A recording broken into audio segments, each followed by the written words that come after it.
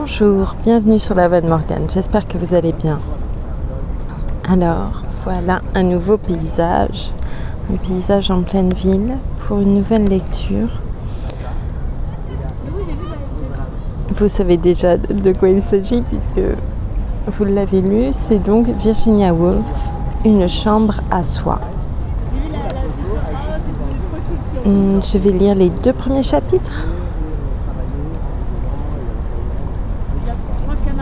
Et j'espère que ça vous plaira beaucoup. En tout cas, je vous remercie infiniment pour votre écoute.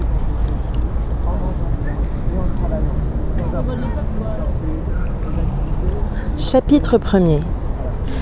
Je sais, vous m'avez demandé de parler des femmes et du roman. Quel rapport, allez-vous me dire, existe-t-il entre ce sujet et une chambre à soi? Je vais tenter de vous l'indiquer. Après avoir accepté de vous parler, je suis allée m'asseoir au bord d'une rivière et je me suis interrogée sur le contenu des mots roman et femme, ainsi rapprochés l'un de l'autre. Ce que l'on attendait de moi était-ce seulement un hommage à des écrivains femmes illustres, Jane Austen, les sœurs Brontë, George Eliot? À y regarder de plus près, cette association femme et roman me parut moins simple. Peut-être me faudrait-il parler des femmes et de ce qui les caractérise, ou des femmes et des romans qu'elles écrivent, ou des romans qui traitent de la femme, ou encore, pensant que ces 3 possibilités sont intimement liées, votre désir est-il que je les envisage dans leur entrelacement ? Certes, ce serait là la façon la plus intéressante d'aborder notre sujet.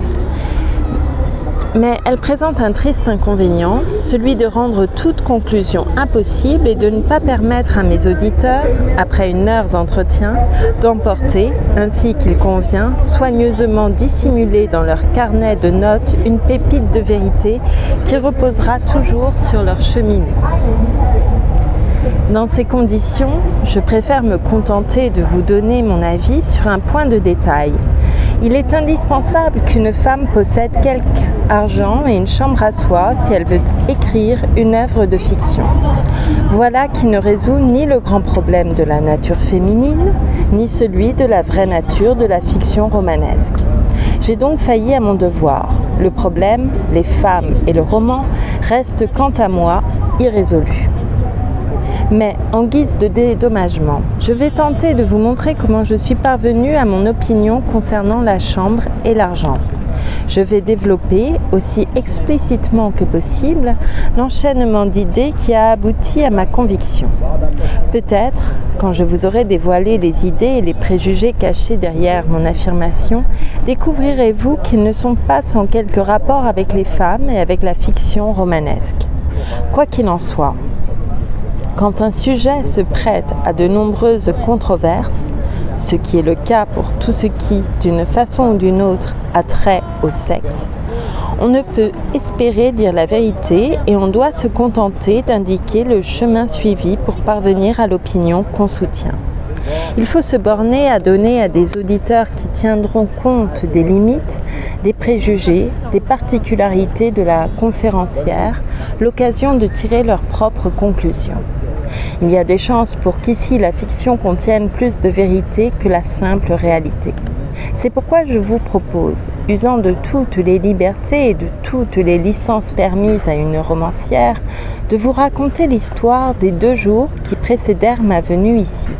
De vous raconter comment, ployant sous le poids du sujet dont vous aviez chargé mes épaules, je l'ai médité, entretissé aux gestes de ma vie quotidienne, puis rejeté. Je n'ai pas besoin de vous préciser que ce que je vais décrire n'a jamais existé. Oxbridge est une invention, et aussi Farnham. Je n'est qu'un terme commode qui désigne un être dépourvu de toute réalité. Des mensonges jailliront de ma bouche, auxquels il se peut qu'un atome de vérité soit mêlé. C'est à vous de découvrir cette vérité et de décider s'il vaut la peine d'en conserver quelques parcelles. Sinon, vous jetterez le tout dans la corbeille à papier et n'y songerez plus. Perdue dans mes pensées, j'étais assise, appelez-moi Mary Betton, Mary Seton, Mary Carmichael ou de tout autre nom qui vous plaira, cela n'a pas d'importance. J'étais donc assise sur les berges d'une rivière par une belle journée d'octobre, voilà 1 ou 2 semaines. Le poids dont je vous ai parlé, la femme et le roman, la nécessité d'arriver à me faire une opinion sur un sujet qui suscite tant de préjugés et de passion, m'accablaient. À ma droite et à ma gauche brillaient de vagues massifs dorés et rouges.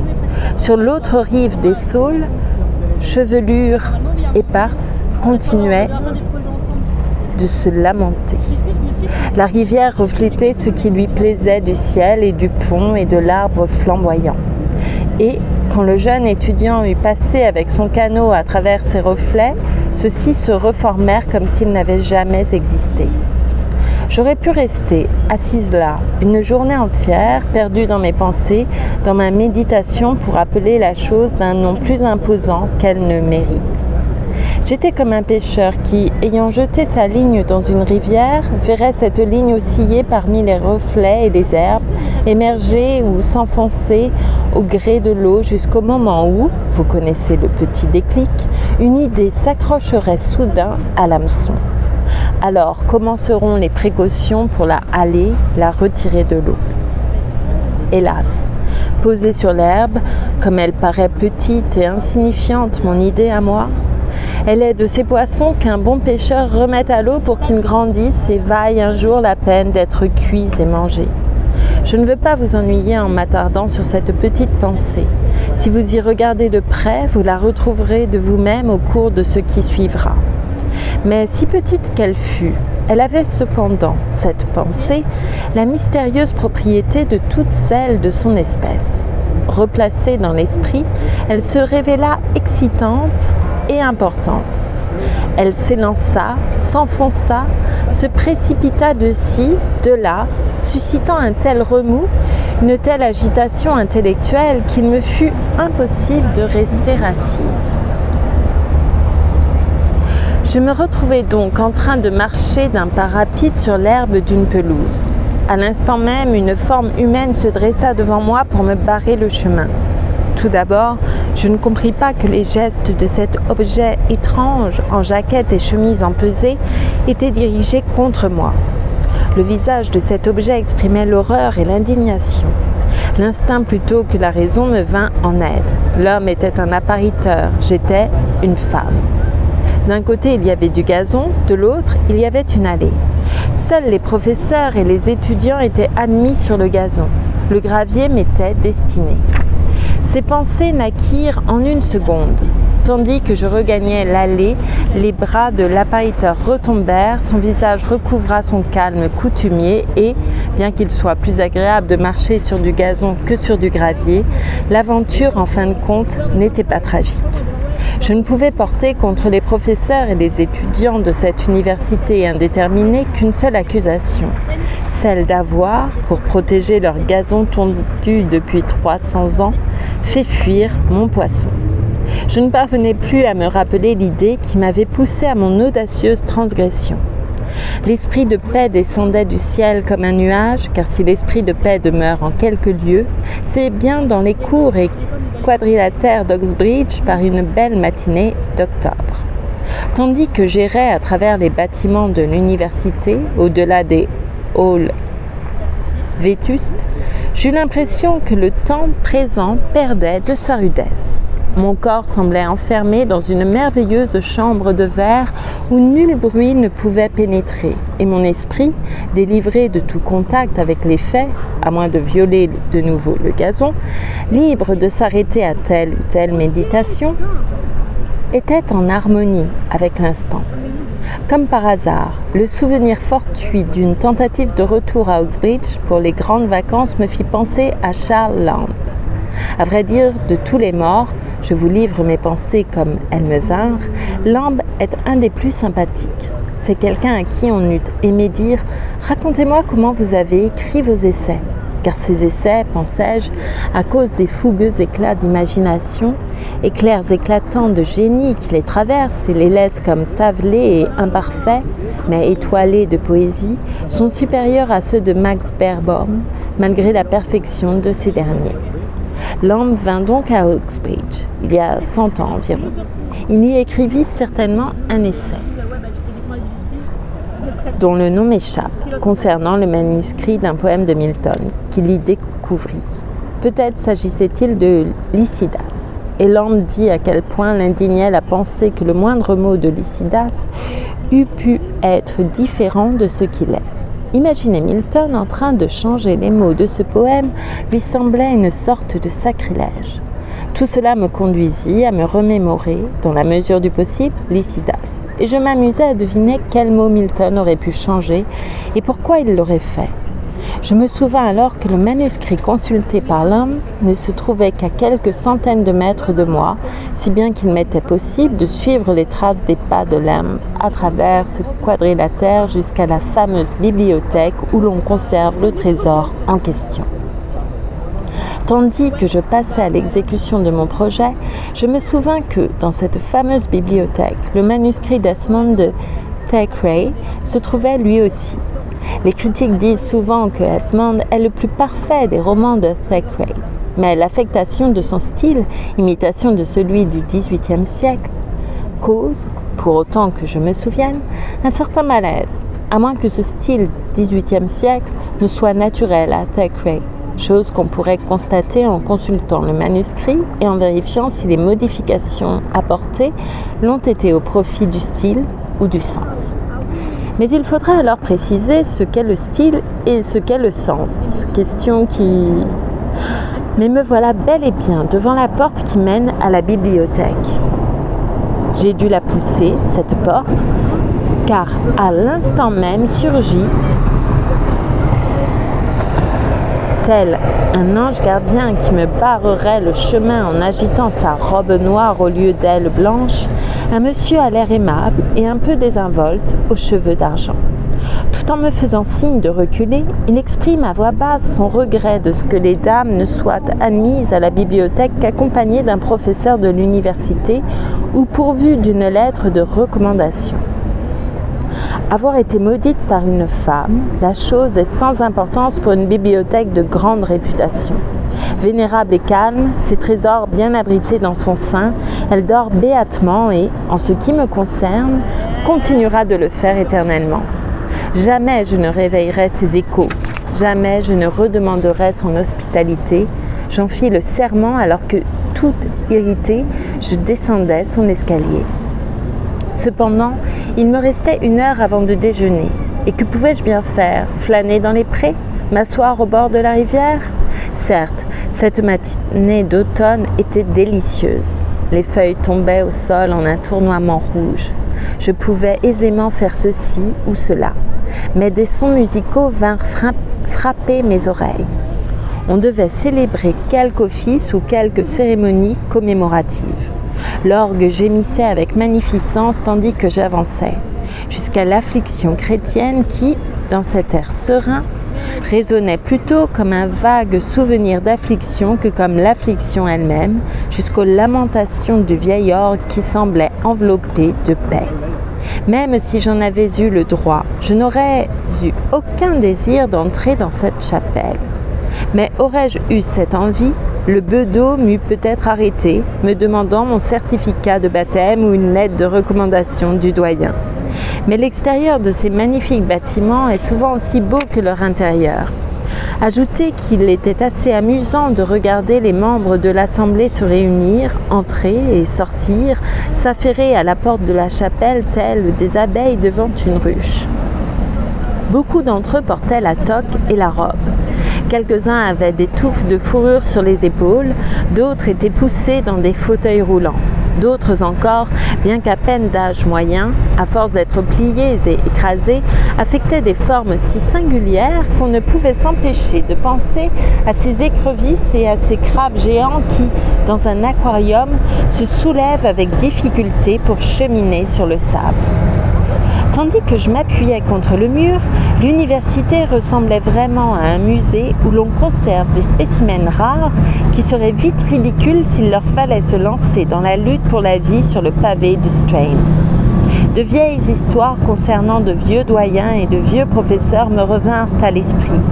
Mais avant que j'eusse trouvé le courage de siffler, on disait dans le temps qu'au son du sifflet, le vieux professeur X prenait immédiatement le galop, La vénérable congrégation était dans la chapelle. L'extérieur de la chapelle est ancien. Comme vous le savez, ses dômes et ses fêtes élevées, illuminés la nuit et visibles alors à une distance de plusieurs miles au-delà des collines, ressemblent à un voilier qui naviguerait toujours et n'arriverait jamais. Jadis sans doute, ce quadrilatère couvert de pelouses lisses, de bâtiments massifs et d'une chapelle était un marécage où l'herbe ondulait, où les porcs fouillaient le sol de leurs groins. Des attelages de chevaux et de bœufs, pensais-je, ont dû amener, dans des charrettes, des pierres provenant de comtés lointains, puis, en un interminable effort, ces masses grises qui m'abritaient alors de leur ombre furent posées comme il le fallait les unes au-dessus des autres, puis les peintres apportèrent des vitraux et des fenêtres, et les maçons s'affairèrent pendant des siècles sur ce toit avec du mastic et du ciment, des bêches et des truelles. Tous les samedis, quelqu'un avait dû vider dans leurs mains anciennes l'or ou l'argent d'une bourse de cuir, car ces hommes, sans doute, buvaient de la bière et jouaient aux quilles le soir. Un flot ininterrompu d'or et d'argent, pensais-je, avait dû couler dans ces cours pour que des pierres y parvinssent et que des maçons y travaillassent à niveler, à creuser des rigoles et à drainer. Mais cette époque était l'âge de la foi et l'argent fut versé en abondance pour qu'on posât ces pierres sur des fondations profondes, puis les murs, une fois élevés, les rois, les reines et les grands seigneurs, prélevant de l'argent sur leurs cassettes, versèrent d'immenses sommes pour s'assurer qu'on chanterait des hymnes en ces lieux et qu'on y instruirait des étudiants. On octroya des terres, on paya des dîmes et quand fut passé l'âge de la foi et que vint l'âge de la raison, le même flot d'or et d'argent continua de déferler. On fonda des chaires, on dota des maîtrises de conférences. Les flots d'or et d'argent ne provenaient plus alors des cassettes royales, mais des coffres de négociants et d'industriels, d'hommes qui avaient édifié, disons, leur fortune, sur l'industrie et restituaient, par testament, une part généreuse de cette fortune pour doter de plus de chaires, de plus de maîtrises, de plus de fondations, l'université où ils avaient appris leur métier. D'où bibliothèques et laboratoires, d'où observatoires, d'où matériel magnifique, composé d'instruments coûteux et délicats rangés maintenant derrière des vitrines, à l'endroit même où, quelques siècles plus tôt, l'herbe ondulait et les porcs fouillaient le sol de leurs groins. Certes, lors de ma flânerie dans cette cour, les fondations d'or et d'argent me semblèrent profondes. Le dallage me parut solidement posé sur les herbes sauvages. Des hommes portant des plateaux sur la tête s'affairaient d'escalier en escalier. Des fleurs éclatantes s'épanouissaient dans des caisses placées aux fenêtres. De l'intérieur des chambres me parvenaient les sons d'un phonographe. Impossible de ne pas réfléchir, mais ma réflexion fut coupée nette. L'horloge sonna. Il était temps de rebrousser chemin pour aller déjeuner. Les romanciers veulent nous faire croire, il est curieux de le constater, que des mots spirituels prononcés au cours de déjeuner ou des gestes pleins de sagesse qui furent accomplis alors rendent certains repas mémorables. Mais ces romanciers parlent rarement de ce qu'on mangea alors. C'est une convention romanesque de ne point mentionner la soupe et le saumon et les canetons, comme si la soupe et le saumon et le caneton n'étaient d'aucune importance, comme si personne n'avait jamais fumé un cigare ou bu un verre de vin. Je veux prendre ici la liberté de braver les conventions et vous dirai que le déjeuner, en cette occurrence, commença par des sols plongés dans un plat profond sur lesquels le cuisinier de l'université avait répandu une couche de crème du plus beau blanc, mais marquée çà et là de plaques sombres comme les taches des flancs d'un chevreuil. Puis vinrent les perdreaux. Mais si ce mot évoque pour vous une paire d'oiseaux bruns, sans plumes, sur un plat, vous vous trompez. Ces perdreaux variés et nombreux vinrent avec leur cortège de sauces et de salades, les piquantes et les douces, dans l'ordre prescrit. Les pommes de terre qui les accompagnaient étaient aussi minces que des pièces de monnaie, mais moins dures. Les choux de Bruxelles, folaciés comme des boutons de rose, mais plus succulents. Et à peine eut-on expédié le rôti et son cortège qu'un silencieux serviteur, l'appariteur en personne dans une incarnation plus douce, posa devant nous, entouré de serviettes, une préparation qui émergea toute sucrée des flots. Qualifier cette apparition de pudding et l'apparenter ainsi à du riz et à du tapioca serait lui faire offense. Pendant ce temps, les verres se coloraient de jaune puis de rouge et se remplissaient et se vidaient.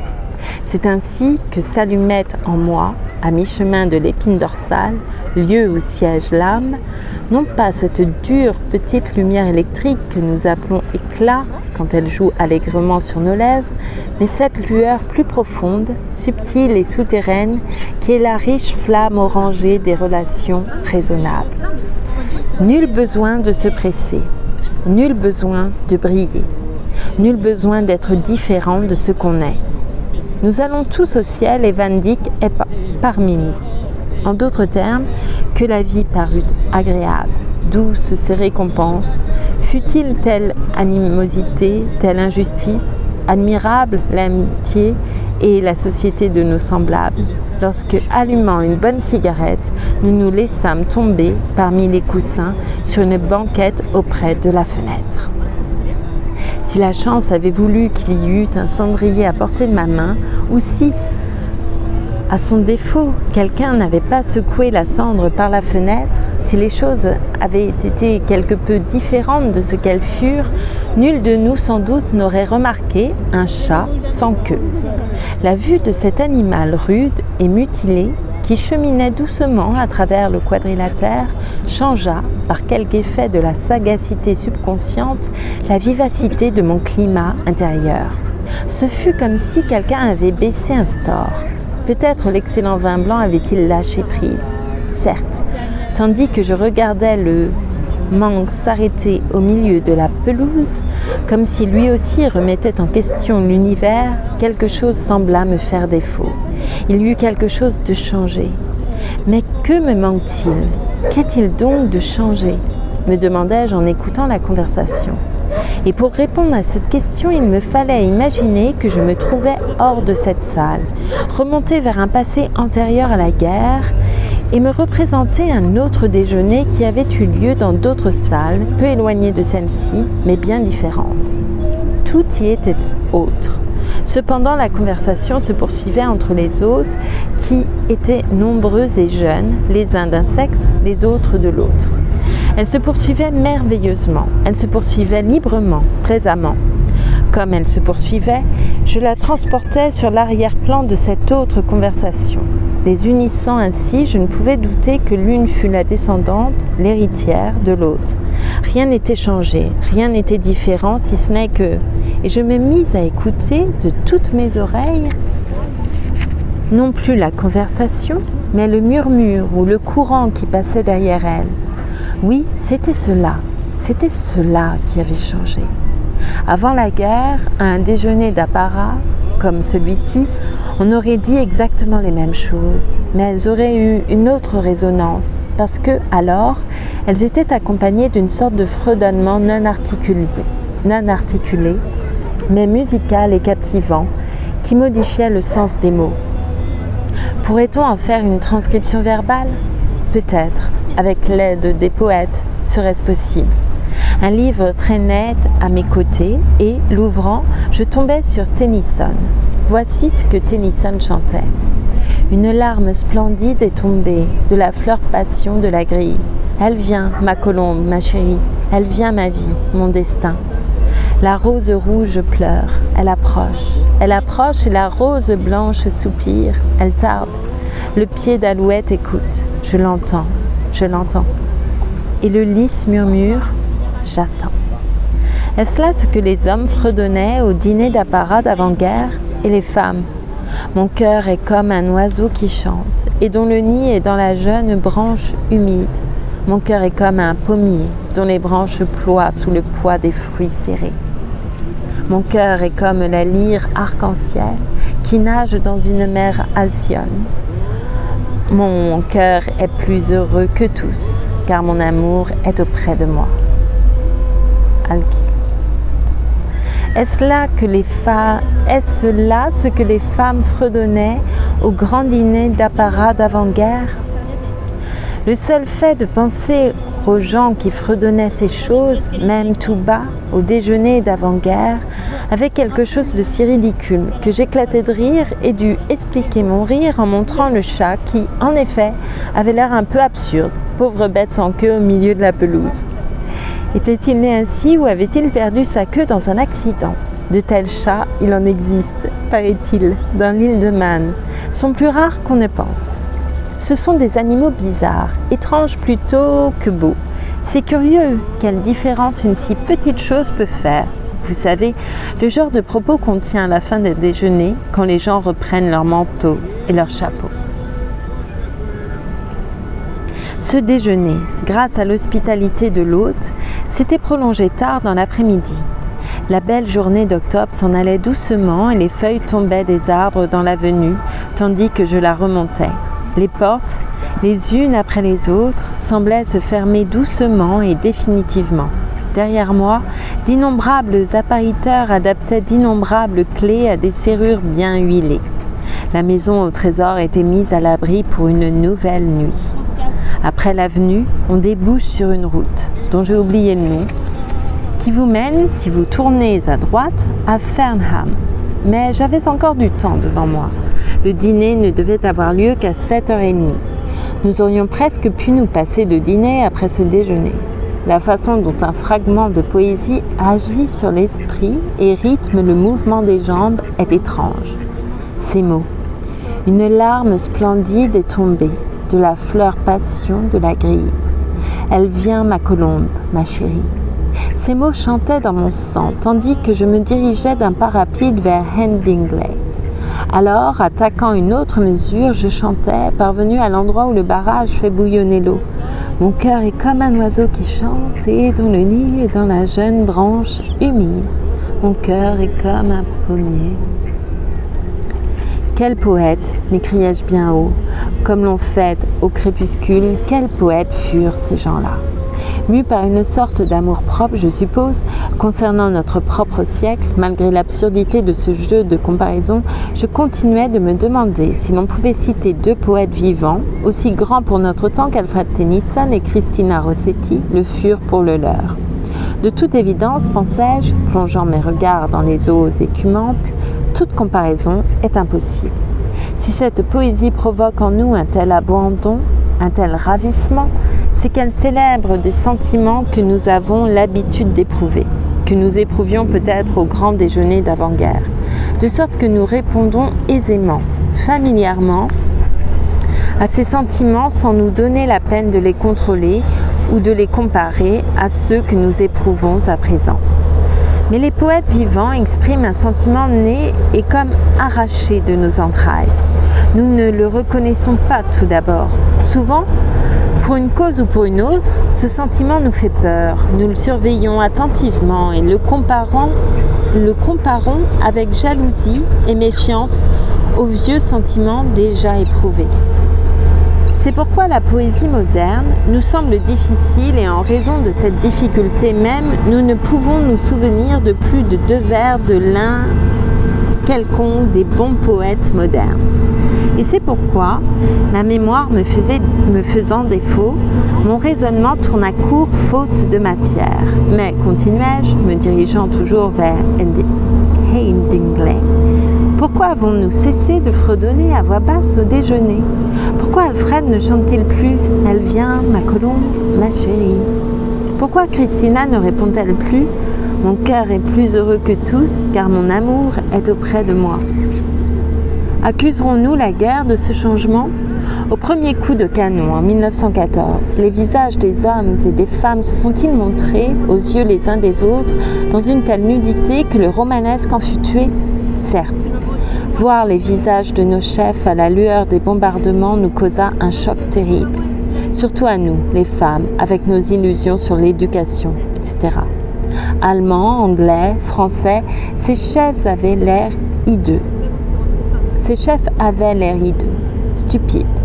Que la faute de ce changement revienne à ceci ou à cela, l'illusion qui inspirait à Tennyson et Christina Rossetti des chants si passionnés est infiniment plus rare aujourd'hui qu'alors. Il suffit de lire, de regarder, d'écouter, de se souvenir. Mais pourquoi parler de faute?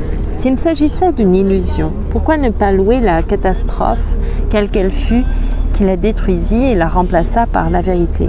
Car la vérité, ces points de suspension marquent l'endroit où, en quête de la vérité, je dépassais la route de Fernham. Oui, à vrai dire, qu'est-ce que la vérité? Qu'est-ce que l'illusion, me demandai-je.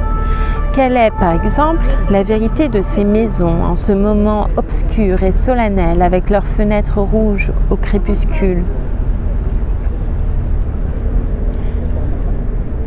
Mais qui, à 9 heures du matin, furent brutales, rouges et sordides avec leur transpiration et leurs lacets de chaussures. Et ce sol, et cette rivière, et ces jardins qui descendent vers la rivière et que la brume qui les effleure rend imprécis, mais que dore et rougit cependant l'éclat du soleil. Où est, en ce qui les concerne, la vérité ou l'illusion? Je vous fais grâce des tours et détours de mes réflexions, car je ne trouvais point de conclusion sur la route de Headingley, et je vous prie de supposer que je réparais rapidement l'erreur que j'avais commise au croisement de route et retournais sur mes pas pour me rendre à Fernham. Comme je vous l'ai déjà dit, c'était un jour d'octobre. Je ne veux pas risquer de perdre votre estime, ni mettre en danger ce joli mot de fiction, en changeant de saison et en décrivant des lilas pendant au-dessus des murs des jardins, des roses, des tulipes ou d'autres fleurs printanières. La fiction doit adhérer aux faits. Et plus vrais sont les faits, meilleure est la fiction. C'est ce que l'on nous dit. C'est pourquoi nous continuons d'être en automne, c'est pourquoi les feuilles continuent d'être jaunes et de tomber, peut-être même un peu plus vite qu'auparavant, car voici que le soir est venu. 7h33 pour être précise, et une brise du sud-ouest, pour être exact, s'est levée. Néanmoins, quelque chose ne tournait pas rond. Mon cœur est comme un oiseau qui chante, et dont le nid est dans la jeune branche humide. Mon cœur est comme un pommier dont les branches se ploient sous les fruits serrés. Les mots de Christina Rossetti étaient peut-être partiellement responsables du délire d'imagination, car il ne s'agissait bien entendu que d'imagination, qui me fit voir des lilas balançant leurs fleurs au-dessus des murs de jardin, des papillons couleur soufre s'enfuyant de ci, de là, des poussières de pollen volant dans les airs. Le vent souffla en provenance de je ne sais où, soulevant les feuilles à demi écloses, si bien qu'une sorte d'éclair gris et argent traversa les airs. Nous étions entre chien et loup.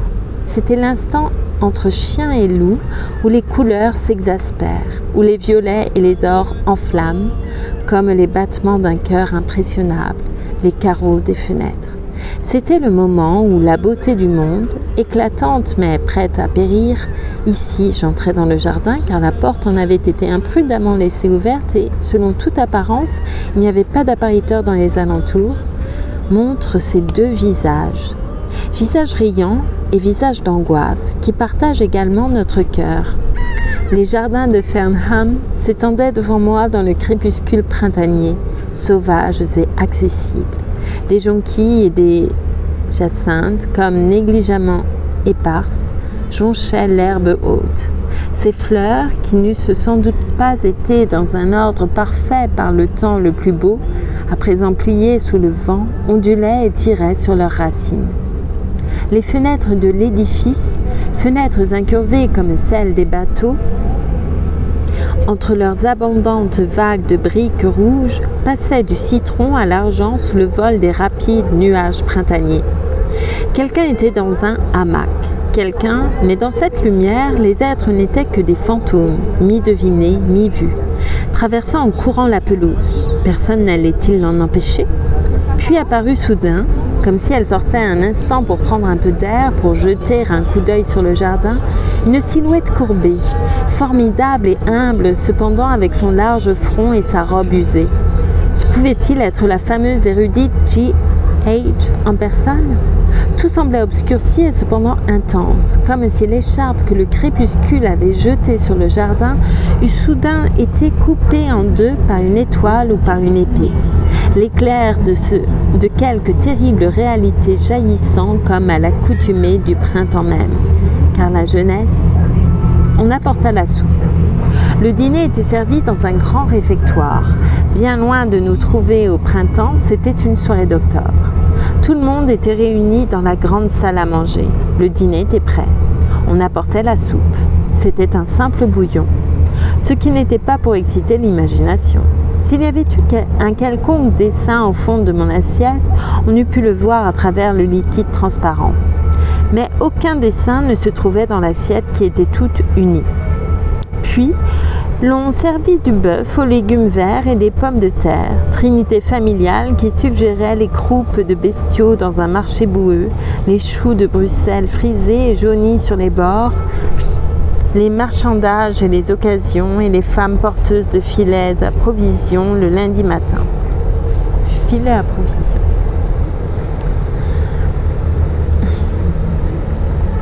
Il n'y avait aucune raison de se plaindre de ce pain quotidien de l'humaine condition puisque les quantités étaient suffisantes et que les mineurs, sans aucun doute, s'attablent devant bien moins. Des pruneaux et de la crème suivirent. Et si quelqu'un se plaint que les pruneaux, même accompagnés de crème, sont des produits bien peu charitables, car assurément fibreux comme un cœur d'avare, exudant un liquide qui pourrait circuler dans les veines d'un avare qui se serait refusé le vin et la chaleur 80 ans durant sans pour autant faire l'aumône, ce ne sont pas là de vrais fruits. Il devrait penser qu'il y a des gens dont la charité embrasse même les pruneaux. Puis vinrent du fromage et des biscuits. Le pot à eau alors circula généreusement, car il est dans la nature des biscuits d'être secs, et ceux-ci étaient biscuits jusqu'en leur moindre parcelle. Puis ce fut tout. Le repas était terminé. Les chaises repoussées raclèrent le sol, les portes ouvertes et refermées claquèrent violemment. Bientôt la grande salle ne montra plus la moindre trace de nourriture et fut prête, j'en suis sûre, à recevoir le petit déjeuner du matin suivant. À travers des couloirs et des escaliers, à travers des couloirs et des escaliers, la jeunesse anglaise chahutait et chantait. Était-ce donc à une invitée, à une étrangère, car je n'avais pas plus de droit ici à Farnham qu'à Trinity ou à Somerville ou à Girton ou à Newham ou à Christchurch? Était-ce donc à une étrangère de dire « le dîner n'était pas bon » ou bien nous étions alors, Marie, Seton et moi, dans le salon, n'aurions-nous pas pu dîner seuls ici? Si j'avais dit quelque chose de ce genre, j'aurais fouillé et sondé l'économie cachée d'une maison qui présente aux étrangers une belle façade de gaieté et de courage. Non, ce n'était pas chose à dire. Au vrai, la conversation languit un moment. La structure humaine étant ce qu'elle est, cœur, corps et cerveau mêlés les uns aux autres et non pas disposés dans des compartiments séparés, comme il en sera sans doute d'ici 1 million d'années, un bon dîner est d'une grande importance pour une bonne conversation. On ne peut ni bien penser, ni bien aimer, ni bien dormir si on n'a pas bien dîné. La petite lampe de l'épine dorsale ne s'allume pas au bœuf et aux pruneaux. Sans doute allons-nous tous au ciel et, nous espérons, rencontrer Van Dyck au coin de la rue. Voilà l'état d'esprit hésitant et mesquin qu'au bout d'une journée de travail produit l'accouplement du bœuf et des pruneaux. Grâce au ciel, mon ami, qui était professeur de sciences, possédait un buffet où se trouvait une bouteille pensue et quelques verres, mais il aurait fallu des sols et des perdreaux pour commencer, si bien que nous fûmes capables de faire reprendre le feu et de réparer quelques-uns des dommages causés par cette journée. 1 minute plus tard, nous nous mouvions parmi ces objets de curiosité et d'intérêt qui se forment dans l'esprit en l'absence d'une certaine personne et dont il est tout naturel de discuter dès qu'on rencontre cette personne. Un tel est marié, tel autre ne l'est pas. Un tel pense ceci, tel autre cela. Un tel a si bien réussi qu'il n'est plus reconnaissable. Un tel, chose stupéfiante, a mal tourné. Et les méditations sur la nature humaine et sur le caractère de cet étrange univers dans lequel nous vivons surgissent tout naturellement de ces pensées. Tandis que sur un mode ou sur un autre, nous discourions de ces choses, je perçus cependant à ma confusion qu'une sorte de courant s'installait de son propre chef et entraînait tout vers ses propres fins. Nous pouvions parler de l'Espagne ou du Portugal, de livres ou de courses de chevaux. Le véritable intérêt de tout ce que nous disions n'était pas dans ces choses, mais dans le spectacle des maçons qui s'affairaient sur un toit élevé il y a quelques 5 siècles de cela. Des rois et des nobles apportaient des trésors dans d'énormes sacs qu'ils déversaient sur la terre. Ce spectacle devenait pour toujours vivant en moi et se plaçait aux côtés de celui créé par un certain nombre de vaches, un marché boueux et des légumes fanés et les cœurs fibreux des vieillards. Ces 2 scènes, si incohérentes et décousues et absurdes qu'elles fussent, se rejoignaient pour l'éternité, se combattaient et me tenaient sous leur emprise. Il ne me restait plus, si je voulais voir se décomposer notre conversation, qu'à exposer au grand jour ce qui se trouvait dans mon esprit et qui ensuite s'évanouirait peut-être, se dissiperait en poussière comme la tête du roi mort quand, à Windsor, on ouvrit son cercueil. Bref, je parlais à Miss Seton des maçons qui avaient travaillé tant d'années sur le toit de la chapelle et des rois, des reines et des seigneurs qui, sur leurs épaules, portaient des sacs d'or et d'argent qu'ils jetaient par pelletées dans la terre. Puis des seigneurs de la finance de notre temps qui vinrent déposer chèques et titres à l'endroit même où, selon moi, les autres avaient déposé lingots et blocs d'or brut. Pierre et or et titres gisent sous les bâtiments de l'université, dis-je. Mais le bâtiment où nous sommes assis en ce moment, qu'est-ce donc qui repose sous ces magnifiques briques rouges et sous les herbes sauvages de son jardin à l'abandon? Quelle force réside derrière la vaisselle nue dans laquelle on a servi notre dîner? Et, ces mots s'échappèrent de ma bouche avant qu'il me fût possible de les arrêter, derrière le bœuf, la crème et les pruneaux. Eh bien, dit Mary Seton, vers l'an 1860. « Oh, mais vous connaissez l'histoire, dit-elle, excédée, je suppose, par le récit à faire. » Et elle me raconta qu'on loua des salles, qu'on réunit des comités, qu'on envoya des enveloppes, qu'on rédigea des circulaires, qu'on tint des assemblées, qu'on lut des lettres à haute voix. Un tel promettait de donner tant et tant. Monsieur X refusait sa participation. La Saturday Review avait été très désagréable. Comment pourrons-nous réunir un fonds pour payer les bureaux? Organiserons-nous une vente de charité? Ne pourrions-nous trouver une belle jeune fille à placer au premier rang? Cherchons ce que John Stuart Mill a dit à ce sujet. Quelqu'un peut-il décider, le rédacteur en chef à imprimer une lettre? Pouvons-nous obtenir que Lady la signe? Lady n'est pas en ville. C'est ainsi sans doute qu'on procéda il y a quelques 60 ans, et ces choses coûtèrent de gros efforts et beaucoup de temps. Et ce ne fut qu'après une longue lutte et avec la plus grande difficulté qu'on put réunir 30 000 livres. Il est donc clair, me dit-elle, que nous ne pouvons avoir ni vin, ni perdreaux, ni domestiques portant des plateaux d'étain sur leur tête. Nous ne pouvons avoir ni canapés, ni chambres individuelles. Le superflu, dit-elle, citant je ne sais plus quel livre, doit attendre.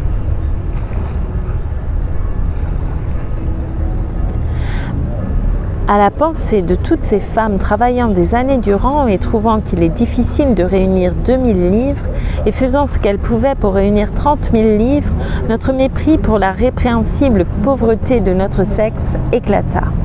Qu'avaient donc fait nos mères pour ne pouvoir nous laisser le moindre bien? Elles se poudraient le nez, regardaient les devantures des magasins, se pavanaient au soleil de Monte-Carlo. Il y avait quelques photographies sur la cheminée.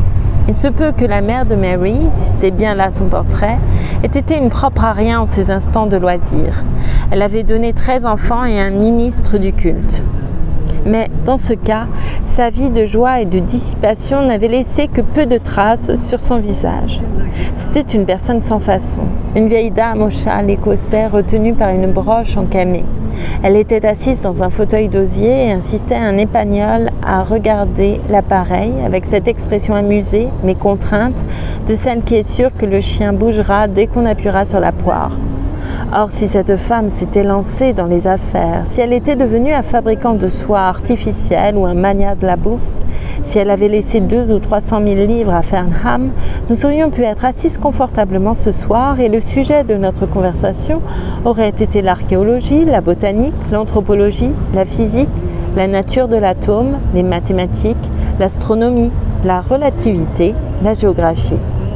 Si Mrs. Seton et sa mère, et la mère de sa mère, avaient appris le grand art de gagner de l'argent, si elles avaient, comme leur père et leur grand-père, fait des legs destinés à la création de chaires ou de maîtrises de conférences, et de prix et de bourses affectées à une personne de leur propre sexe, nous aurions pu dîner seuls ici, de façon très acceptable, avec un perdreau et une bouteille de vin. Nous aurions pu, sans pour cela faire preuve d'une confiance exagérée, escompter une vie agréable et honorable à l'abri d'une profession généreusement rétribuée. Nous aurions pu explorer ou écrire, flâner à travers les lieux les plus vénérables de cette terre, rester en contemplation, assises sur les marches du Parthénon, ou nous rendre à 10 heures au bureau, puis rentrer tranquillement chez nous à 4h30 pour écrire un petit poème. Si seulement Mrs. Seton et ses semblables s'étaient lancés dans les affaires dès l'âge de 15 ans, il n'y aurait pas eu, c'est là qu'est la paille de mon raisonnement, il n'y aurait pas eu de Mary. Je demandai à Mary ce qu'elle pensait de cela. Entre les rideaux, nous voyions la nuit d'octobre, calme et délicieuse, avec 1 ou 2 étoiles prisonnières dans les arbres jaunissants. Mary était-elle disposée à renoncer à sa part de jeu et de dispute là-haut, dans cette Écosse qu'elle ne cesse pas de prôner pour la finesse de son air et la qualité de ses gâteaux, à renoncer à ses souvenirs, car ils avaient été une famille heureuse, bien que nombreuse, afin que Farnham fût doté de 50 000 livres environ d'un seul trait de plume? Car pour permettre de faire des donations à une université, il eût fallu supprimer des familles entières, édifier une fortune et mettre au monde 13 enfants, voilà ce qui est au-dessus des forces humaines. Considérons tout d'abord les faits. Il faut 9 mois avant que naisse un bébé. Puis il y a la naissance du bébé, puis 3 ou 4 mois passés à nourrir le bébé.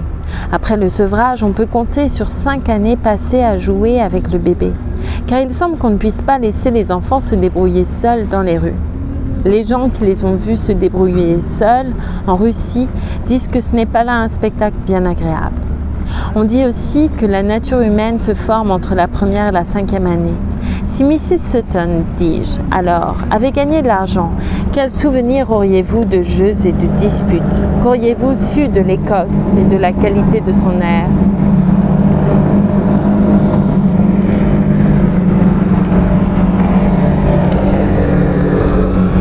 De ses gâteaux et de tout ce qui s'ensuit. Inutile de poser ces questions puisqu'alors vous ne seriez jamais venu au monde. Ajoutons qu'il est inutile aussi de se demander ce qui serait arrivé si Mrs. Seton et sa mère et la mère de sa mère avaient amassé une grande fortune et l'avaient déposée sous les fondations des universités et des bibliothèques, parce que primo, il leur était impossible de gagner de l'argent et que secondo, si cela leur avait été possible, la loi leur ôtait le droit de posséder ce qu'elles gagnaient. Ce n'est que depuis 48 ans que Mrs. Seton possède un sou qui soit à elle. Il y a 48 ans, cet argent aurait été la propriété de son mari, ce qui peut-être a joué son rôle dans le fait que Mrs. Seton, sa mère et ses aïeuls n'approchèrent pas de la bourse. Chaque sou que je gagnerais, pouvait-elle se dire, mon mari le prendrait et en disposerait selon sa sagesse, peut-être pour créer une chaire ou une bourse à Balliol ou à King's. De sorte que gagner de l'argent, si c'était possible, ne m'intéressait guère. Je fais mieux de laisser ce soin à mon mari. De toute façon, que la faute en fût ou non à la vieille dame qui regardait les pagnoles, il est certain que pour une raison ou une autre, nos mères ont mal géré leurs affaires. Pas un sou ne pouvait être épargné par elles en vue du superflu. Des perdreaux et du vin, des appariteurs et de la pelouse, des livres et des cigares, des bibliothèques et du loisir. Élever des murs nus sur de la terre nue était le maximum qu'elles pussent faire. C'est ainsi que nous parlions, debout auprès de la fenêtre, tout en plongeant nos regards comme des milliers d'autres êtres le font chaque nuit sur les dômes et les tours de la fameuse cité étalée sous nos yeux. Elle était pleine de beauté et de mystère en ce clair de lune d'automne. Ces vieilles pierres semblaient toutes blanches et vénérables. On pensait à tous les vieux livres qui y sont rassemblés, aux portraits de vieux prélats et d'hommes célèbres pendus dans ces salles lambrissées, à ces vitraux colorés qui projettent des sphères et des croissants étranges sur les trottoirs, à ces fontaines, à ces pelouses et à ces salles tranquilles. Et, pardonnez-moi cette pensée, je pensais aussi à ces admirables cigarettes, à ces admirables boissons, à ces profonds fauteuils, à ces agréables tapis, à l'urbanité, à la cordialité, à la dignité qui sont filles du luxe, de l'intimité et de l'espace. Certes, nos mères ne nous avaient pourvu de rien qui fût comparable à ces choses. Nos mères qui trouvaient si difficile de réunir 30 000 livres, nos mères qui donnaient 13 enfants au ministre du culte de St. Andrews. Je m'en retournais à mon auberge et tout en marchant le long des rues sombres, je réfléchissais à une chose et à une autre, comme on le fait d'habitude à la fin d'une journée de travail. Je me demandais pourquoi Mrs. Sutton n'avait pas pu nous laisser d'argent et quel était l'effet produit sur l'esprit par la pauvreté. Et je pensais à ces étranges vieux messieurs, porteurs de touffes de fourrure sur leurs épaules, que j'avais vus le matin. Et je me souvins de la façon dont l'un d'eux se mettait à courir au premier coup de sifflet. Je pensais à l'orgue qui faisait retentir la chapelle de ses accents et aux portes fermées de la bibliothèque. Et je pensais qu'il est bien désagréable d'être enfermé au dehors. Puis je pensais qu'il est pire peut-être d'être enfermé dedans. Et pensant à la sûreté et à la prospérité d'un sexe, et à la pauvreté et à l'insécurité de l'autre, et à l'effet de la tradition et du manque de tradition sur l'esprit d'un écrivain, je pensais enfin qu'il était temps de rouler en boule la vieille peau ratatinée de cette journée, avec ses raisonnements et ses impressions, et sa colère et ses rires, et de la jeter dans la haie. 1000 étoiles brillaient dans la solitude du ciel bleu. On se sentait comme seul en compagnie d'une société impénétrable. Tous les êtres humains étaient endormis, étendus sur le ventre, horizontalement, sans voix. Nul ne bougeait, semblait-il, dans les rues d'Uxbridge. La porte de l'hôtel s'ouvrit brusquement sous l'action d'une main invisible. Nul garçon ne veillait pour me conduire, lumière à la main, jusqu'à ma chambre, tant il était tard.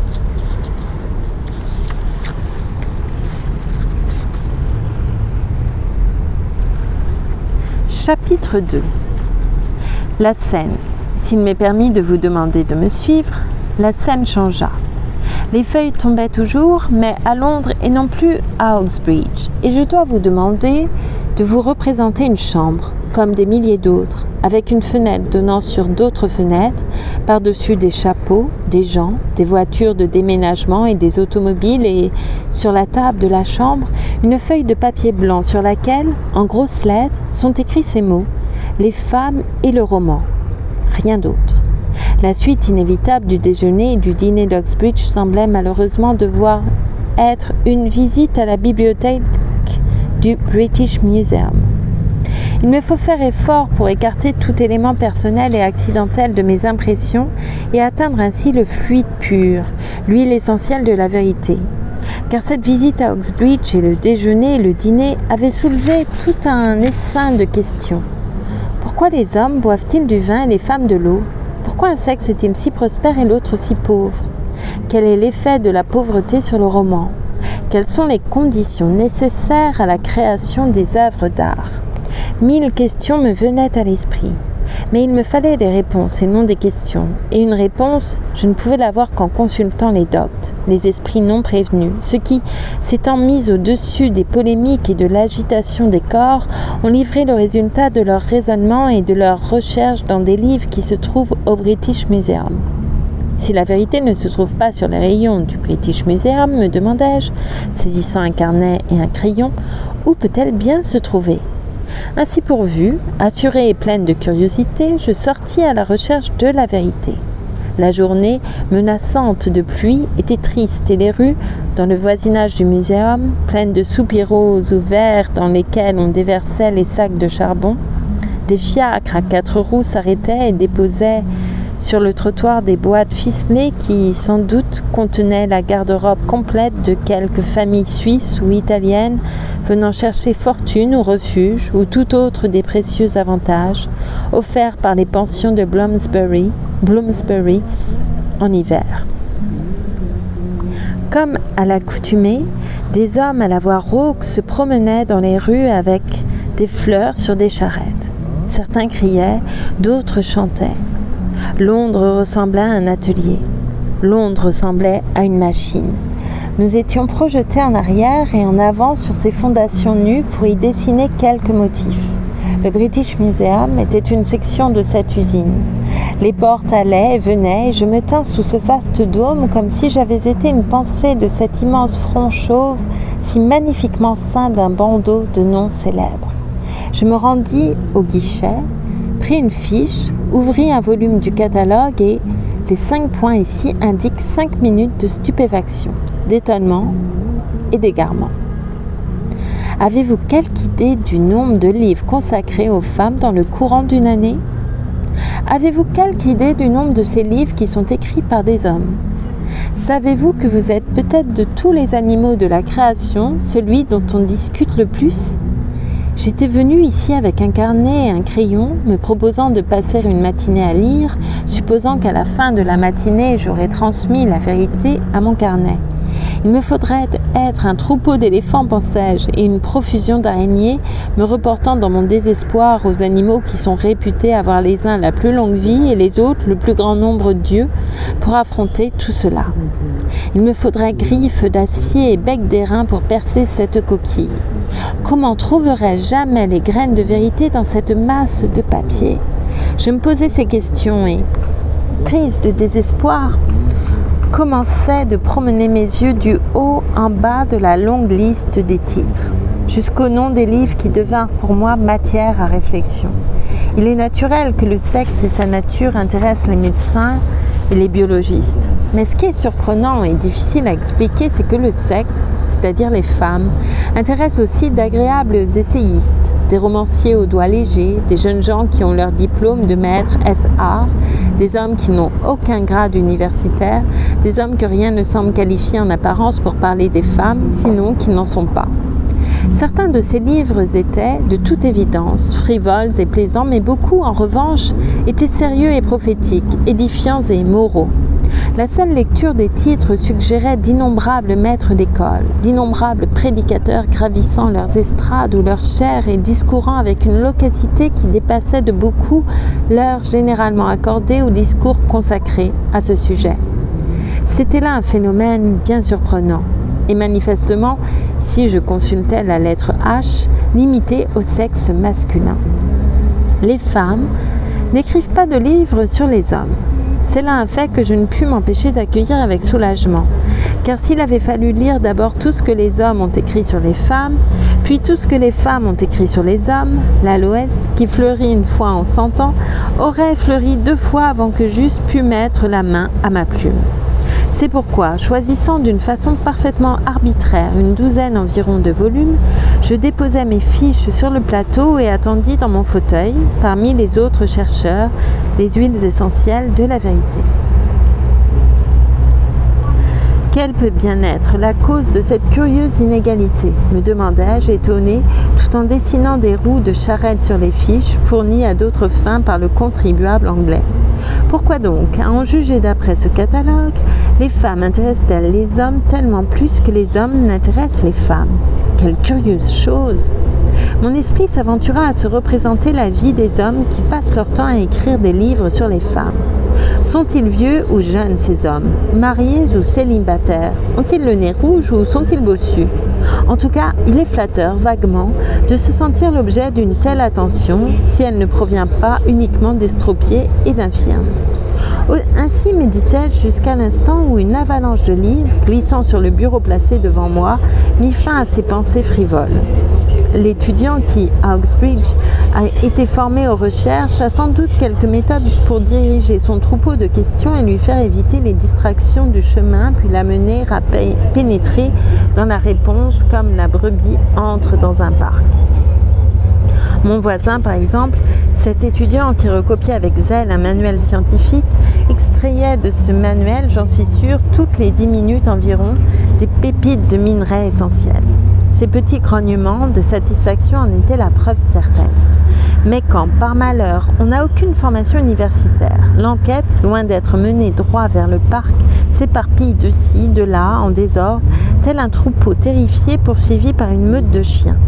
Professeurs, maîtres d'école, sociologues, prédicateurs, romanciers, essayistes, journalistes, Hommes qui n'avaient d'autre titre que celui de n'être pas des femmes donnaient la chasse à ma simple et seule question: pourquoi les femmes sont-elles pauvres?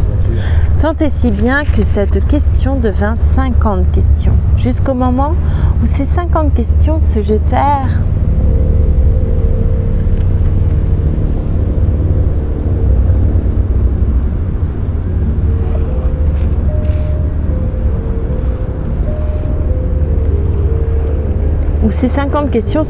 frénétiquement dans le courant qui les emporta avec lui.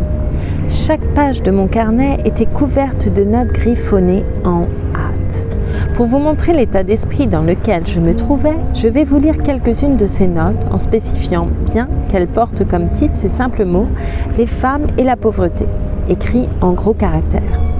Mais ce qui les suit est quelque chose du genre de la condition de la femme au Moyen-Âge, coutumes féminines aux îles Fidji, femmes adorées comme déesses, faiblesse du sens moral chez les femmes, l'idéalisme des femmes, la conscience des femmes est supérieure à celle des hommes, les femmes des îles des mers du Sud, le charme des femmes, offert en sacrifice aux femmes, petit volume du cerveau féminin, le subconscient des femmes plus grand que moindre développement du système pileux féminin, l'infériorité psychique, morale et physique de la femme, l'amour des enfants chez la femme, longévité plus grande de la femme, faiblesse musculaire de la femme, la force des affections chez la femme, la vanité de la femme, les études supérieures chez les femmes, l'opinion de Shakespeare sur les femmes, l'opinion de Lord Birkenhead sur les femmes, l'opinion du doyen Inge sur les femmes, l'opinion de La Bruyère sur les femmes, l'opinion du Dr Johnson sur les femmes, l'opinion de M.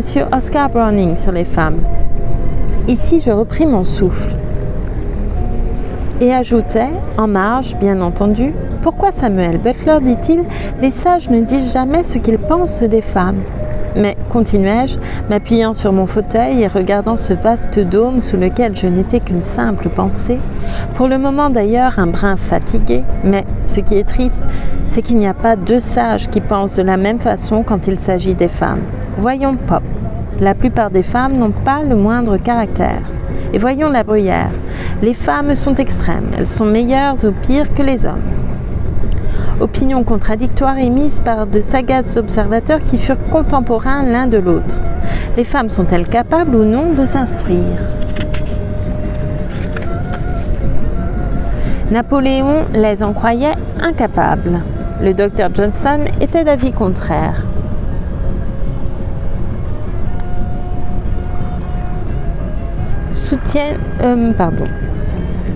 Était d'avis contraire. Ont-elles une âme ou n'en ont-elles pas? Certains sauvages disent qu'elles n'en ont pas.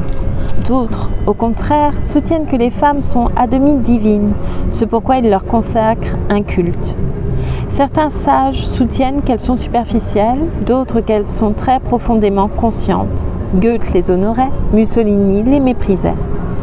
De quelque côté qu'on se tourne, les hommes ont réfléchi sur ce que sont les femmes et les résultats de leurs réflexions s'opposent.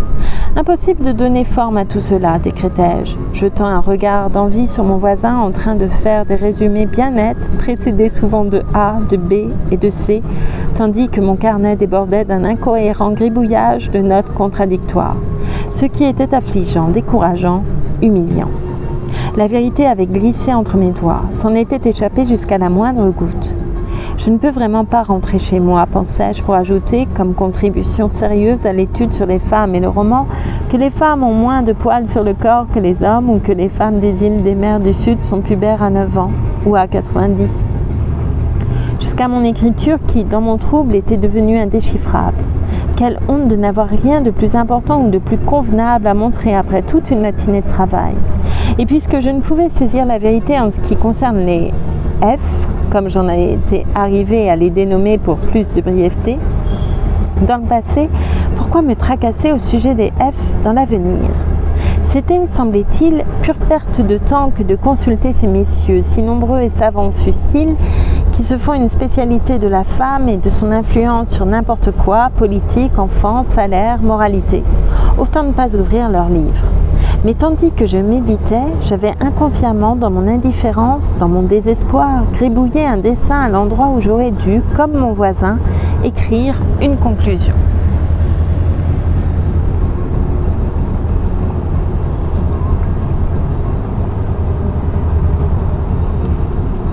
Je venais de dessiner un visage, une forme humaine.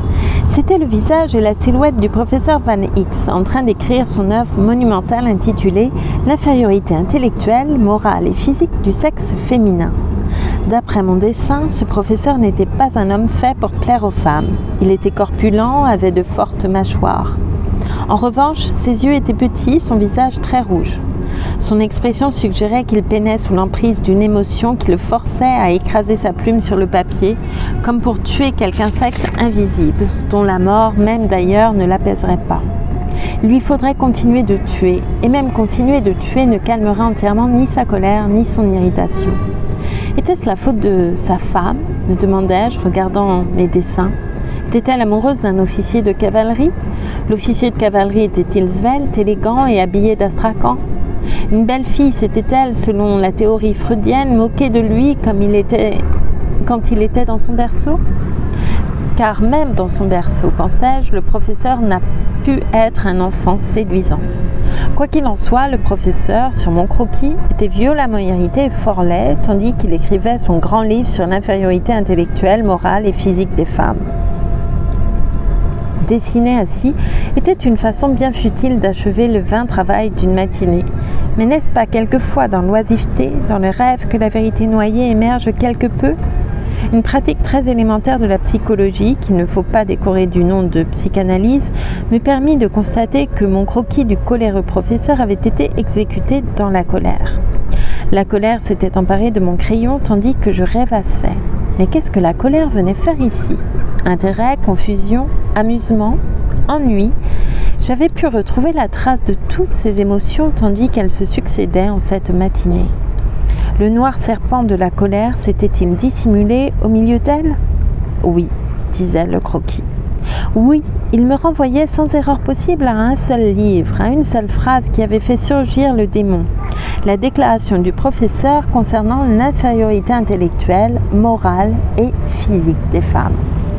Mon cœur alors avait bondi. Mes joues s'étaient empourprées. J'étais devenue rouge de colère. Bien que cette réaction fût un peu ridicule, elle n'avait rien de particulièrement remarquable. Nul n'aime entendre dire qu'il est, de nature, inférieur à un petit homme. Je regardais l'étudiant qui était à côté de moi. Il respirait bruyamment. Il portait une cravate toute faite et il avait une barbe de 15 jours. Chacun de nous a ses petites vanités ridicules. C'est là le propre de la nature humaine, pensais-je, et je me mis à recouvrir de roues et de cercles la figure coléreuse du professeur jusqu'à ce qu'elle ressemblât à un buisson ardent ou à une comète flamboyante, jusqu'à ce qu'elle devînt quelque chose qui ne ressemblait plus à un homme ni par l'aspect ni par l'expression. Le professeur, à présent, n'était plus qu'un fagot ardent sur Hampstead Heath. Déjà ma propre colère se trouvait expliquée en fuite, mais ma curiosité demeurait. Comment expliquer la colère des professeurs? Pourquoi étaient-ils irrités? Car en analysant les impressions laissées par ces livres, on se trouvait toujours devant un élément passionné. Cette passion prenait plusieurs formes. Elle se manifestait dans la satire, dans le sentiment, dans la curiosité, dans la réprobation. Mais souvent, on se trouvait encore devant un autre élément qu'il était impossible d'identifier immédiatement. Cet élément, je le nommais colère. Mais c'était une colère qui s'était faite souterraine et qui s'était mêlée à toutes sortes d'autres émotions.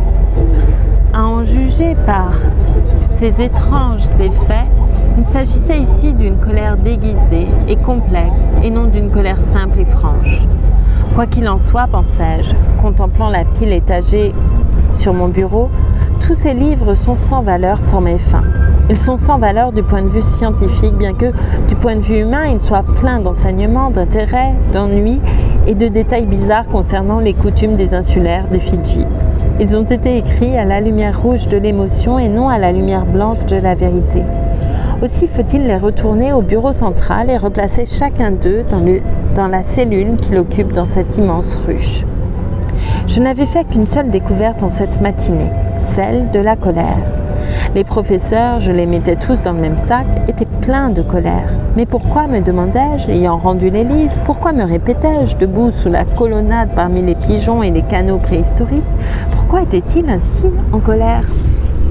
Et me posant cette question, je partis tout en flânant à la recherche d'un endroit où déjeuner. Quelle est la nature véritable de ce que je nomme pour le moment leur colère, me demandai-je. Voici une énigme que je ne pus résoudre durant tout le temps qu'il fallut pour me faire servir dans un petit restaurant, quelque part à proximité du British Museum. Un client qui m'avait précédé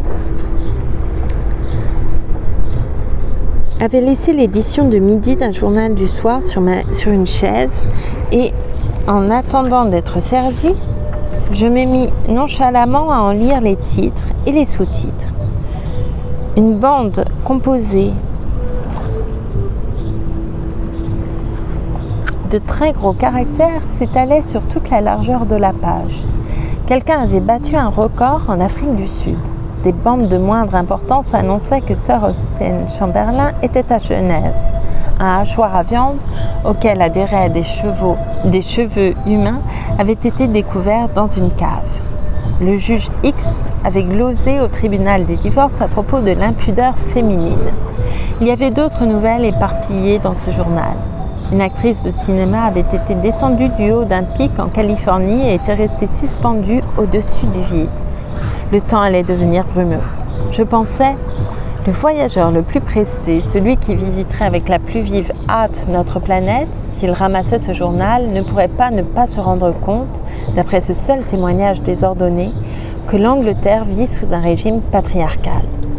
Tout homme pourvu de raison doit inévitablement découvrir la prédominance du professeur.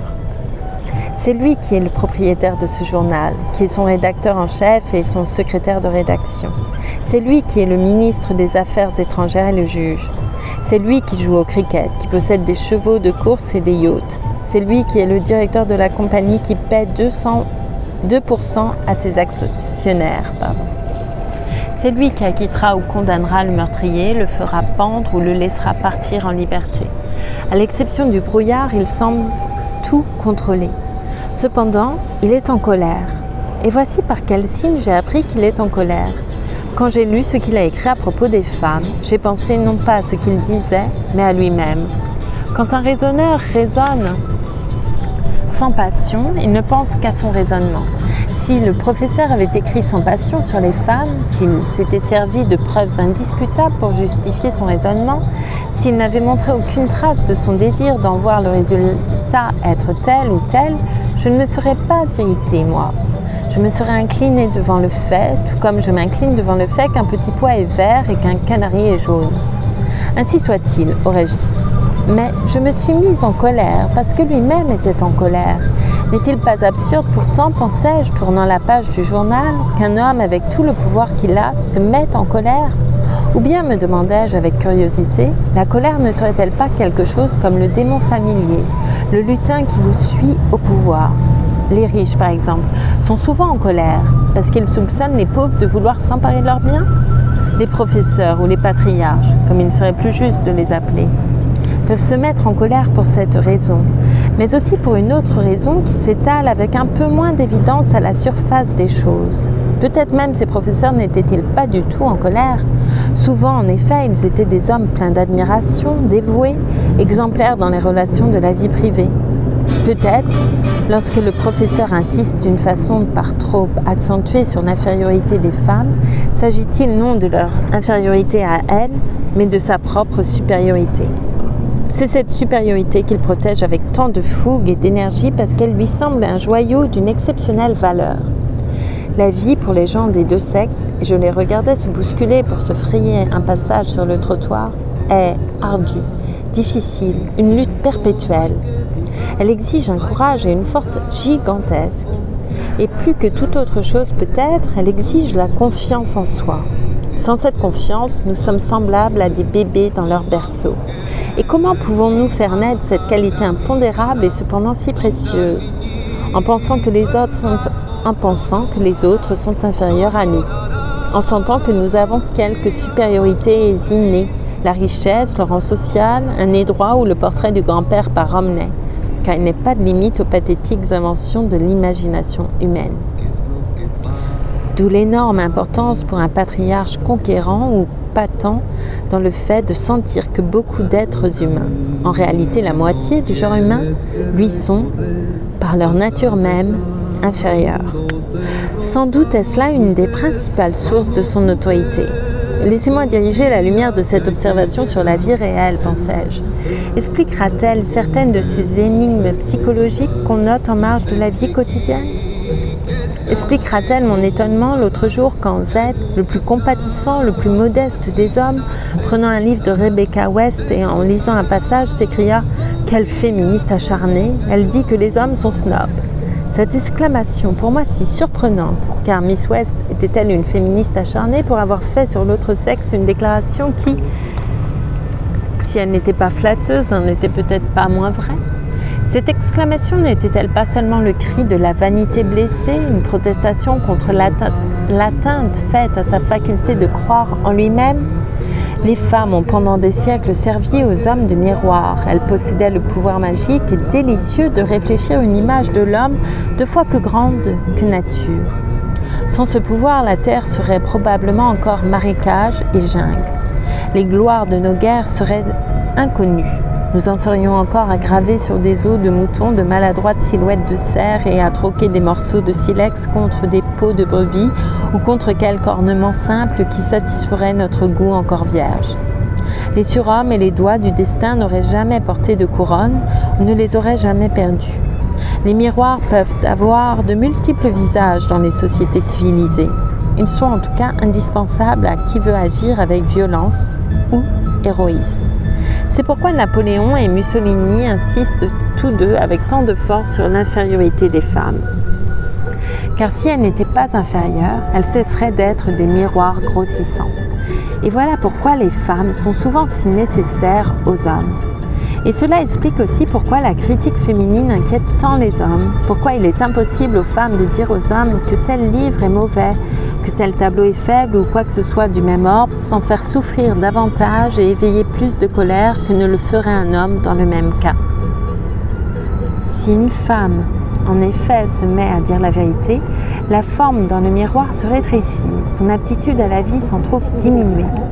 Comment l'homme continuera-t-il de dicter des sentences, de civiliser des indigènes, de faire des lois, d'écrire des livres, de se parer, de pérorer dans les banquets, s'il ne pouvait se voir pendant ces 2 repas principaux d'une taille pour le moins double de ce qu'elle est en vérité? Ainsi pensais-je, émiettant mon pain, remuant mon café et de temps à autre regardant les gens dans la rue. L'apparition dans le miroir est de suprême importance parce que c'est elle qui recharge la vitalité, stimule le système nerveux. Supprimez-la et l'homme peut mourir comme l'intoxiqué privé de cocaïne. C'est sous le charme de cette illusion, pensais-je, regardant par la fenêtre, que la moitié des gens sur ce trottoir courent vers leur travail. Le matin, ils mettent chapeau et habits sous ces agréables rayons. Ils savent que Miss Smith les attend pour le thé. Aussi commencent-ils leur journée confiants, réconfortés. Entrant dans la pièce, ils se disent « Je suis supérieur à la moitié des gens qui se trouvent ici ». Et c'est pour cela qu'ils parlent avec cette confiance en eux, cette assurance si lourde de répercussions sur la vie publique et qui aboutit à de si curieuses notes en marge de l'esprit individuel. Mais ces contributions à la dangereuse et séduisante question de la psychologie de l'autre sexe, j'espère que vous en poursuivrez l'enquête quand vous aurez 500 livres de rente bien à vous, furent interrompues par la nécessité de payer la note. Elle s'élevait à 5 shillings et 9 pence. Je donnai au garçon un billet de 10 shillings et une partie cherchait de la monnaie. Il y avait un autre billet de 10 shillings dans ma bourse. Je le remarquais, car le pouvoir qu'a ma bourse d'engendrer automatiquement des billets de 10 shillings est un fait qui me suffoque encore. J'ouvre ma bourse et les voici. La société me donne poulet et café, lit et couvert, en échange d'un certain nombre de morceaux de papier que me laissa ma tante pour la seule raison que je portais le même nom qu'elle.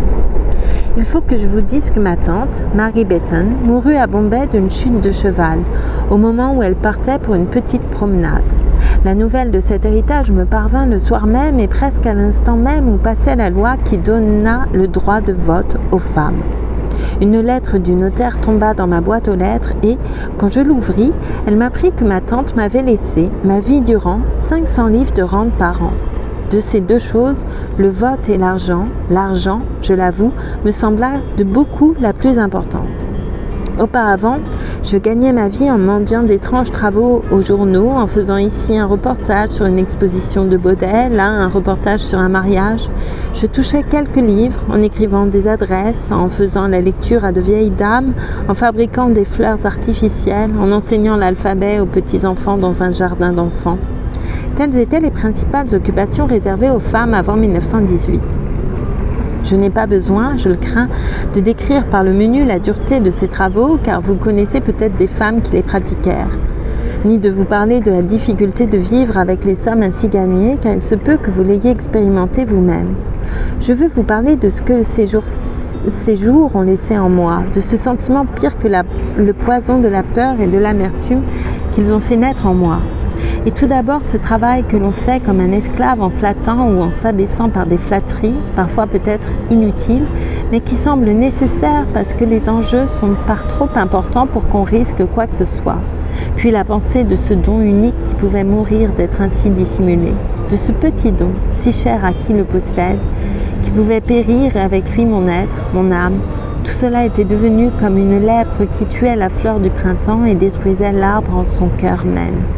Quoi qu'il en soit, comme je viens de le dire, ma tante mourut et chaque fois que je change un billet de 10 shillings, un peu de cette lèpre disparaît, la peur et l'amertume s'en vont. Vraiment, pensais-je, glissant la pièce dans ma bourse et me souvenant de l'amertume des jours passés, quel changement un revenu fixe peut opérer dans un caractère. Aucune puissance de ce monde ne peut m'enlever mes 500 livres. Nourriture, maison et vêtements, je les possède à jamais. C'est pourquoi il n'est plus question non seulement d'effort et de peine, mais aussi de haine et d'amertume. Je n'ai plus besoin de haïr qui que ce soit, car personne ne peut me blesser. Je n'ai plus besoin de flatter qui que ce soit, personne ne peut plus rien me donner. Aussi me suis-je trouvée adopter peu à peu une attitude nouvelle à l'égard de l'autre moitié de l'espèce humaine. Il est absurde de blâmer une classe ou un sexe en leur totalité. Les grands groupes humains ne sont jamais responsables de ce qu'ils font. Ils sont menés par des instincts dont ils ne sont pas maîtres. Eux aussi, les patriarches, les professeurs eurent d'interminables difficultés, furent aux prises avec de terribles obstacles. Leur formation, à certains points de vue, a été aussi mauvaise que la mienne. Elle a fait naître en eux d'aussi graves défauts. Il est vrai qu'ils possédaient argent et pouvoir, mais en revanche, il leur fallut abriter en leur sein un aigle, un vautour qui, à jamais, leur déchire le foie, leur arrache les poumons. L'instinct de la possession, la rage de l'acquisition qui pousse à toujours désirer les terres et les biens d'autrui, à fabriquer des frontières et des drapeaux, des cuirassés et des gaz asphyxiants, à sacrifier leur vie et celle de leurs enfants. Passé sous l'Admiralty Arch, j'avais atteint ce lieu, où marchait dans telle avenue livrée aux trophées et aux canons, et réfléchissez au genre de gloire qu'on y célèbre.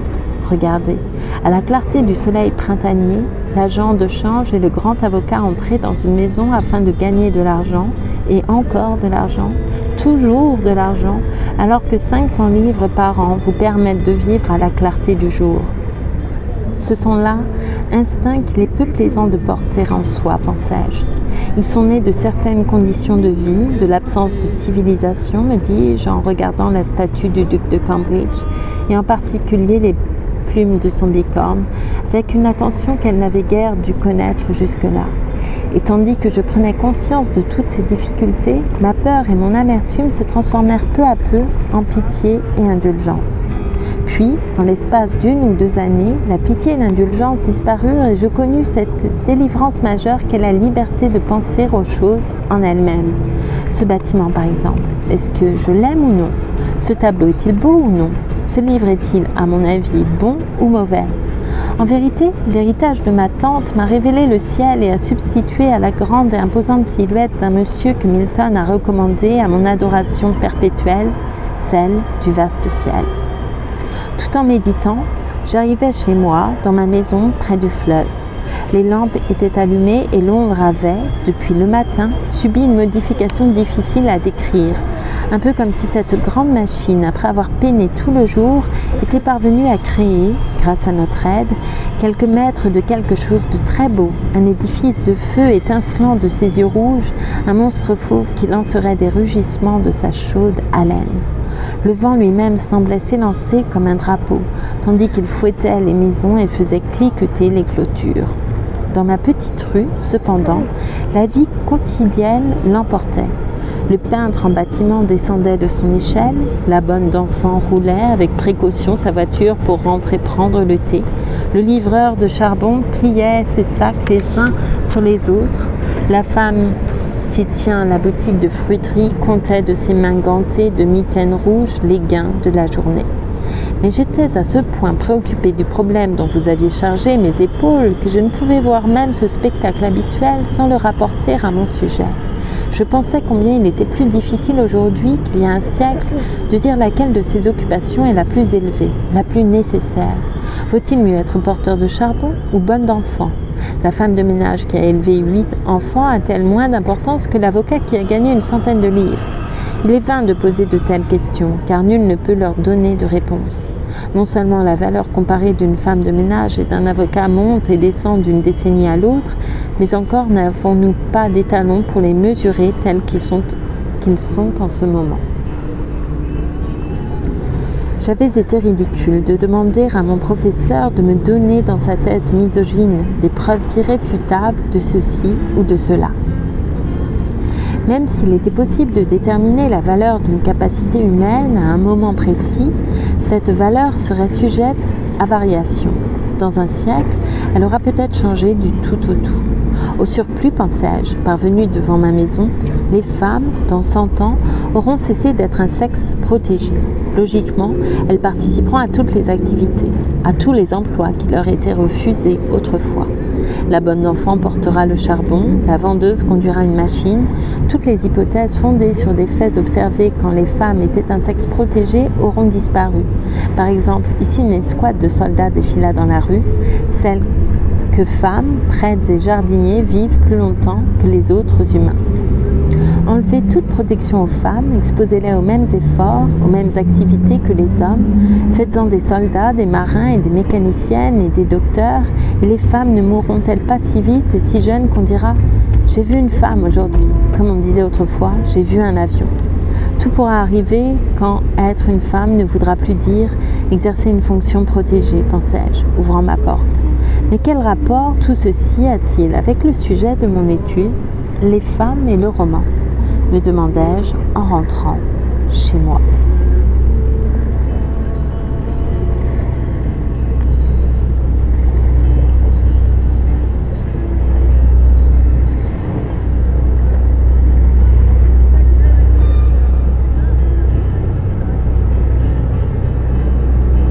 Et voilà, c'est la fin du deuxième chapitre d'une chambre à soie de Virginia Woolf.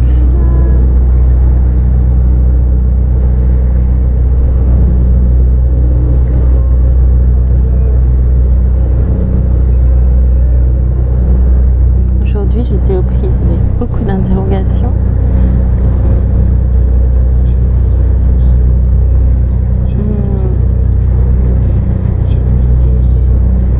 Concernant le travail, concernant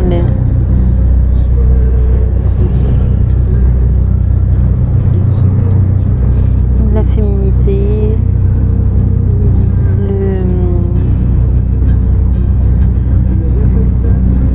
le désir, d'autres choses comme ça. Et tout se mélangeait. Je ne sais pas si c'est plus clair maintenant. Mais je ne peux pas me faire part de mes réflexions comme ça.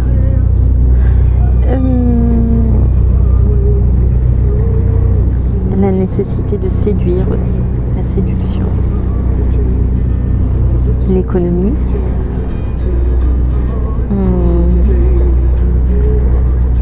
Et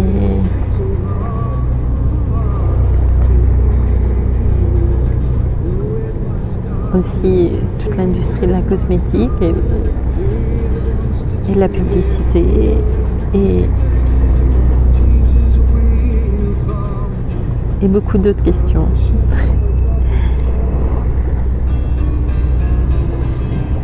Mais c'est vrai que quand on n'a pas une chambre à soi, ni l'assurance d'avoir un peu d'argent,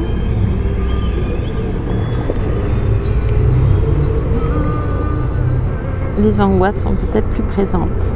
Mais bon, c'est ainsi. En tout cas, je vous remercie beaucoup pour votre écoute. Il y a énormément de sirènes dans cette ville. Ça n'a pas cessé de toute la lecture quasiment, en tout cas pendant la première partie. C'est difficile de vivre dans une ville où il y a ce bruit constamment. Voilà.